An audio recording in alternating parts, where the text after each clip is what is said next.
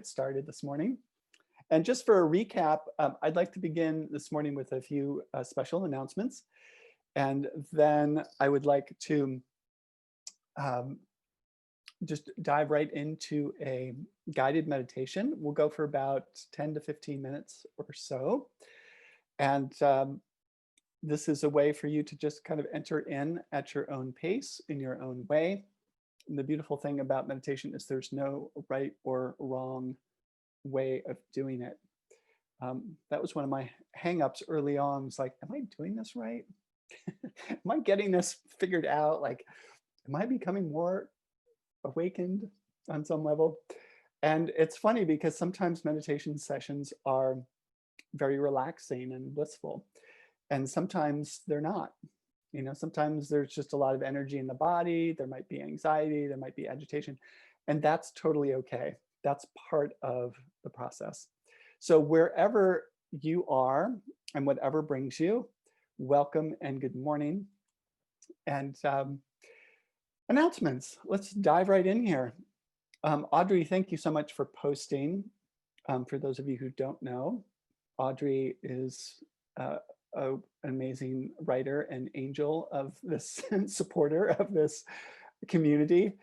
She's been helping out quite a bit over the last several months, and I feel totally blessed to know her and to have her support. And so she's posting a couple of links in the chat bar over here. And I'm super excited because on December 5th, I have 2 remaining classes this year in 2020. And I kind of want to go out with a lot of intention and positivity and vision, so that we can let go of 2020, let it be beyond us, right? And vision a really positive, beautiful, and creative 2021. So on December 5th, I'm offering a practice day. It's basically an open community practice day.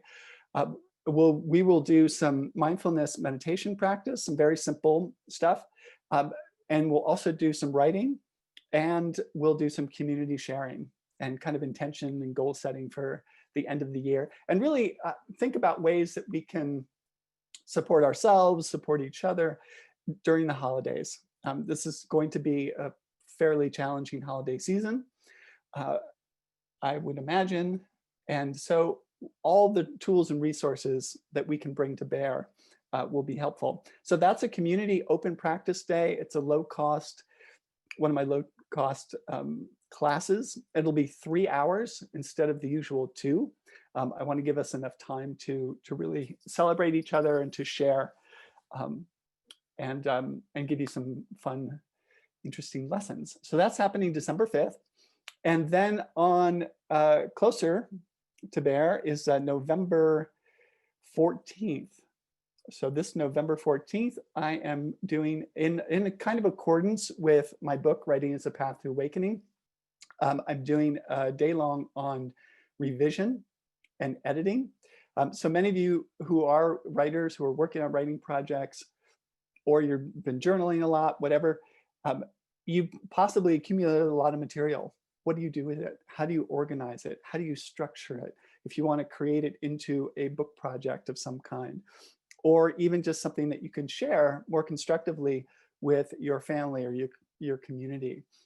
Editing is writing, writing is editing. This is all part of the journey. So I wanted to create a fun day and to think of editing in this larger context, not just about editing the writing, but sort of editing, almost like editing ourselves, right? Like editing our own journey through life. But of course, we will focus a lot on writing. So that's going to be really fun. And it's going to be on November 14th. Again, 3-hour low cost class. And what else I want to share with you? Oh, yes, the survey. Thank you so much for those of you who filled out the survey. I presented a survey on last Friday. And wow, like I think 30% of you responded, and I am so grateful. It's super helpful for me to get a sense of what's working for you, what's not working for you, and what you would like for me to tweak, for this community to tweak. I want to get a sense of how we can support you better in terms of classes, both live classes, retreats, online programs, the YouTube channel, whatever. So I want some feedback on that. And if you would be so kind as to, it literally takes like 3 minutes. And this is super, super helpful. And what else do I want to say about that? That's all. It's just a simple Google survey that you can fill out from the link. And then it just automatically will get those responses. Even if you've only been to a couple classes, in general, I'm very curious what you're kind of challenged by in your writing, and not just the writing, but also in spirituality, sort of emotionally, psychologically, spiritually. Where are you getting hung up? Where are you seeing corridors of awakening? And what are some of the things that support you along the journey? Okay. So I would love it, love it, love it if you could fill that out at your convenience. And then, Audrey, what else did I want to share? Oh, yes, the anthology. For those of you who are writers, I'll talk more about this on Friday, but next week we'll be sending out some very detailed information about this anthology that we're putting together. And this is basically a community anthology for us, celebrating your creativity over this past year. And I have a kind of a theme. The theme is insight is 2020 instead of hindsight is 2020.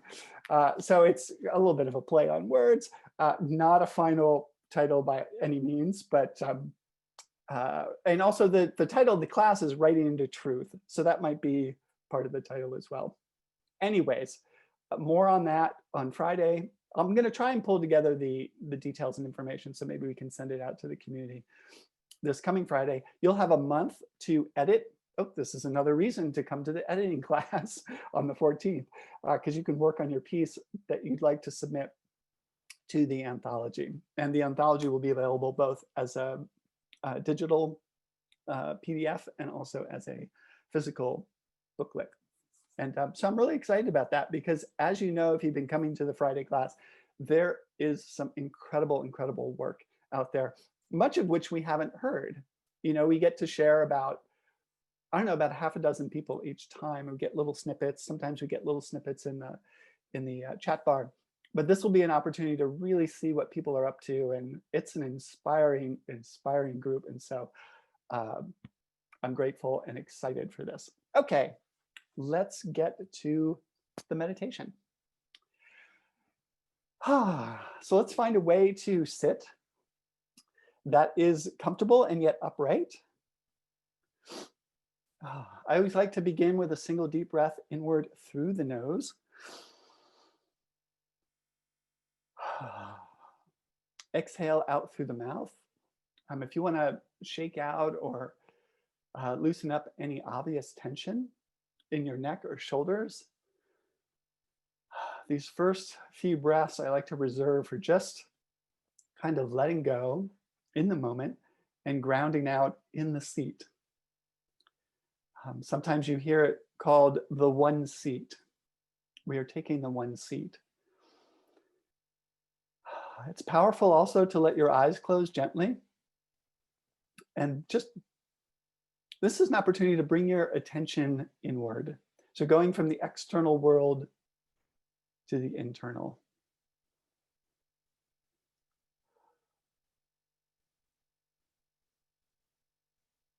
And we begin by just tuning into a few simple breaths. A few simple breaths right here in the center of our experience.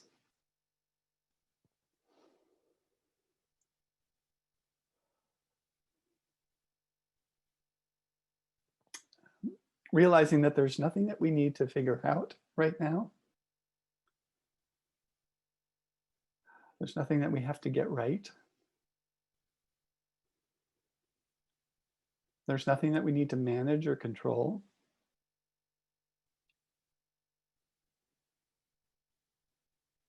There's no right way or wrong way.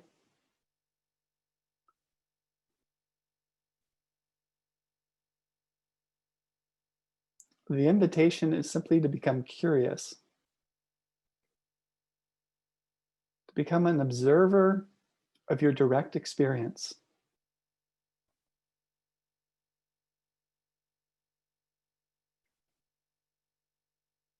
If the breathing is shallow, just noticing that the breathing is shallow.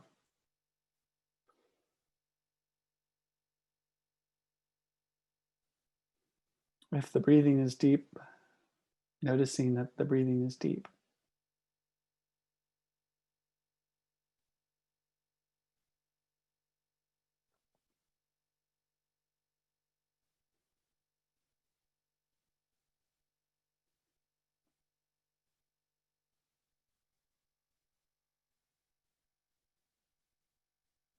And we come together in creative community, compassionate community, to pay undistractable attention to reality.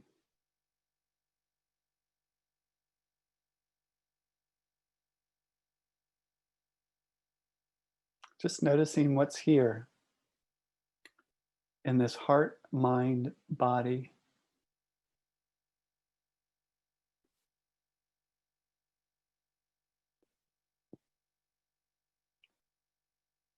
With each breath, becoming more awake, becoming more available, becoming more spacious.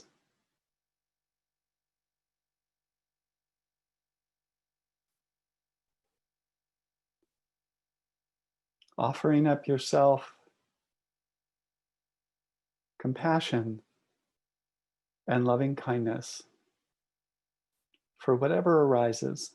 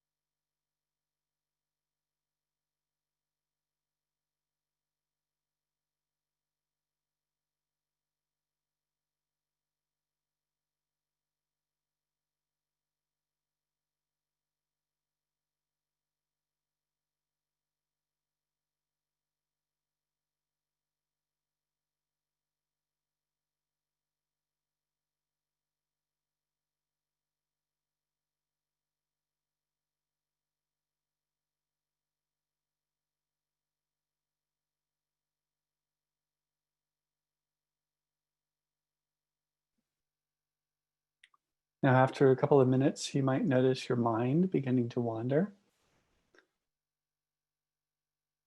This is simply what minds do, perfectly natural. And just take this opportunity with the sound of my voice to bring your awareness back to the breathing body, back to this moment of noticing yourself seated in this position, simply breathing in and breathing out. Letting go and allowing things to be simply as they are.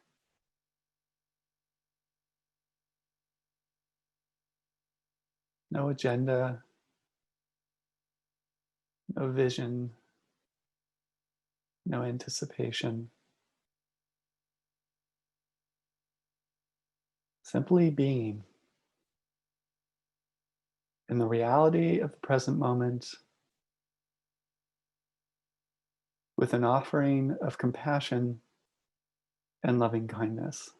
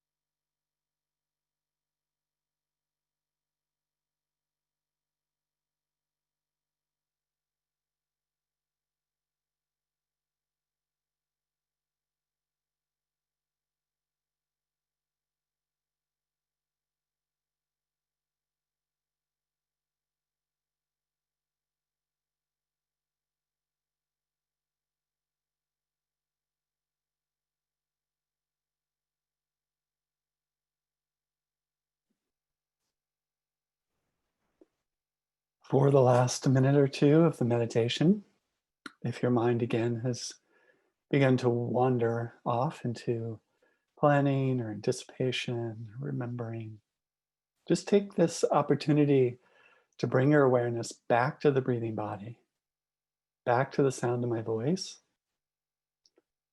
back to this moment, sitting in front of the computer, being in conscious creative community. Just to feel a few breaths, a few more breaths in the center of your experience, offering yourself some compassion and loving kindness.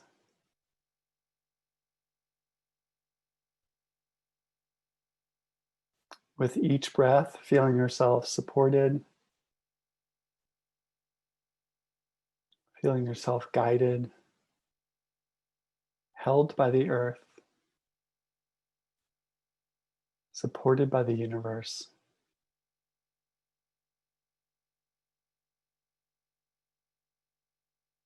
And held in caring community, moment by moment, breath by breath.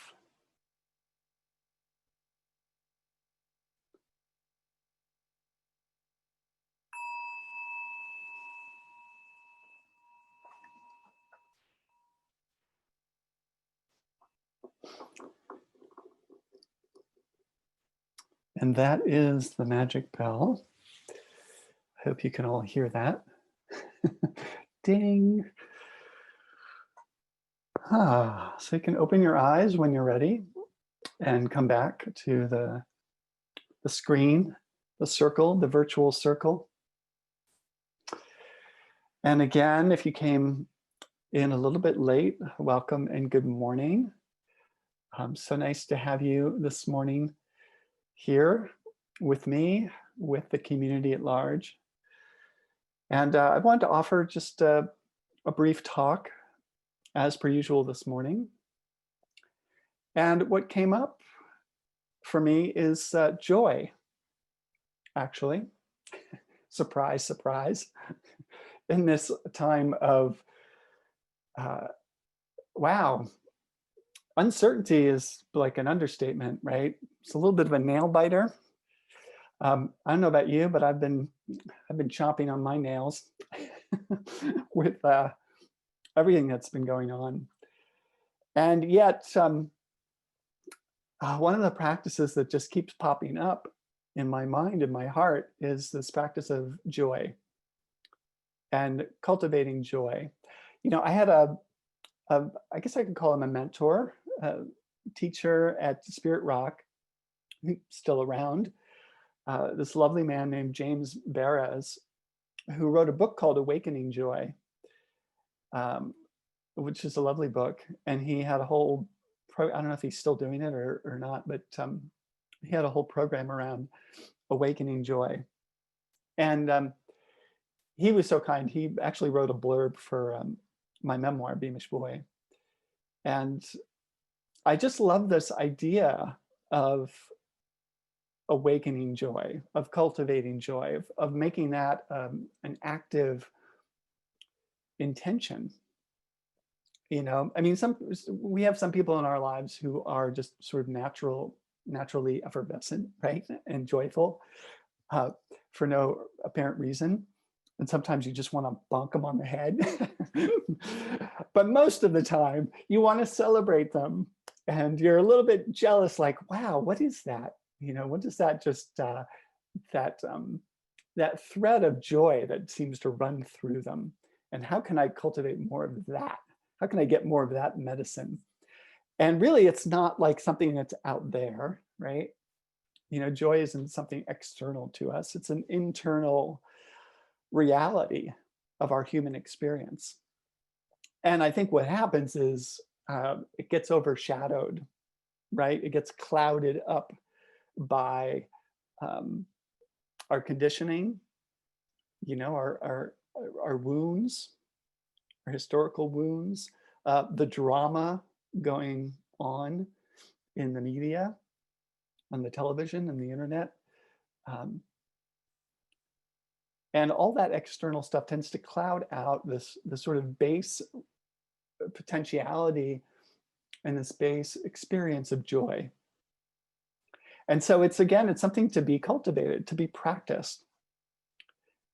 Can awaken joy in the same way that you've heard me talk about a lot, awakening creativity. You know, the reality, what I tell people on, one of the things I love doing, I do this little ritual on my live retreats which I so miss, but we're going to bring them back. We're going to bring them back. Is we do a whole ritual around reminding ourselves of our true creative genius. And this is not only a belief of mine, but it's something that I've experienced directly over, I don't know, 20 plus years of working with people. And people of all different backgrounds, people of all different ages, people from all different places around the world, that we are creative genius. This is our true nature. And it's that whole thing about like where we've lost our way, right? We've gotten kind of clouded over with false beliefs about ourselves. And could be old wounding, could be, familial statements that echo through our mind and our soul, could be external, the world and its pressures that we've internalized. And yet the reality is that we are creative. We're not separate from our creativity. It's part of the essence of who we are as human beings. It's our natural state. And so my whole trip, the whole reason I exist on this planet, I feel like it's just to remind myself and remind everybody else, whoever will listen, that this is our truth. I think the same is true about not just creativity, but about love and about joy. And so the practice becomes just returning. It's a practice of returning to that state of joy. And it's particularly hard, I'm bringing this up now because it's particularly hard when the world is in a flux state as it is now, with the pandemic, with the political situation, with whatever else we all have going on in our lives that's difficult, challenging, relationship issues, and aging parents, children, taking care of children, all the things that are part of our human life and our human experience. And yet we return. The call is to return, to awaken that creativity, to awaken that joy. And so I'm curious what that looks like for you, what that practice looks like or can look like for you, to cultivate that joy. I was just this past week on Sunday, all like Friday, Saturday, and Sunday, we were getting these warnings from the National Weather Service here in Northern California about this impending horrendous like offshore wind event, 60, 70 mile an hour winds. They call them Diablo winds. It hasn't rained in over 6 months here. And when these winds come, our experience in the past 5 years has been there's like always a fire happens. And then it just rages out of control because everything's so dry and the wind just kicks it up and blah, blah, blah. And so it's like a big terror. And at this point, I'm just like, I'm just terrified of these wind events that they can now forecast. And so it was like this big drama. I'm like, okay, I'm leaving. I'm not even going to stick around. I live in the woods. I live right on the border of, they call it the wildlands interface, fire interface. And so we're in a particularly nasty spot for wildfire. And so I was like, I'm out of here. And my wife, who works at the hospital, she's like, well, I got to go to work on Sunday night. And, I'm going to work. So I can't go anywhere. And I was like, well, but you should come and, just call and say, so we had this whole like thing. And I ended up going down south about 3 hours to Big Sur. And I was like, I'm just going to take this time to step away, to meditate, to write, to work on my book project, and just get away from the scary chaos. And so it was just like, all this anxiety. And so in between all of that, I had to cultivate joy. I had to figure like, okay, how am I going to cultivate joy in all this uncertainty? And like, is it even safe to travel? Should I even be staying at a hotel? And I got to bring the dog, which was like my main point of joy was to hang out with Audrey. And she's such a good traveler. Oh my God. So that was like, okay, here's like point number one, joy, hanging out with Audrey the dog. And so, that was part of the practice. Then the part of the practice was sitting and being present. Then the part of the practice was, oh, I'm in Big Sur. Look around. What an amazing, crazy, like beyond belief landscape. So I just kept on like looking at those points of joy that I could link onto, even though, there are all these threads of uncertainty tugging at me. The discord with my wife and the pandemic and the political situation and yada, yada, yada. So it's like practice, breath in, breath out, actively awakening that joy within, because it's there. It's always there. It's just waiting for us, right? Wanting to be pulled out, wanting to be celebrated. And through silently reconnecting to it in meditation practice, or actively writing into it, which was another thing that I was doing these last couple of days. Actively writing towards joy, becoming curious about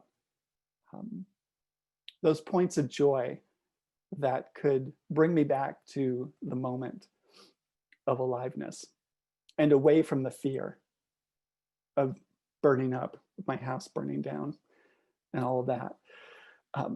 So I'm curious for you, what are ways that you awaken joy in your experience? What are ways that you cultivate joy in your experience? Or what role does joy play in difficult times? So that's the theme I want to throw out this morning. And thanks everybody for being here and for sharing. And even if you were quiet and just listening and taking it all in, we hear you, we support you, we are listening and sending you joy. This class gives me so much joy, and I want to thank you all for being here and for showing up and being willing to share in this community. This is the kind of healing that we need right now, and this is the kind of visioning we need to move forward. So I want to thank you and hope that you will show up on Friday. You're absolutely welcome every week. And if you're interested in the classes, feel free to check out the celebratory community class December 5th. And if you have a little editing or a book project that you want some tips on, join us on November 14th. Thank you always, Audrey, for being here and supporting the class. And lots of love, stay healthy, stay well, and look forward to seeing you all next week. Thanks, everybody.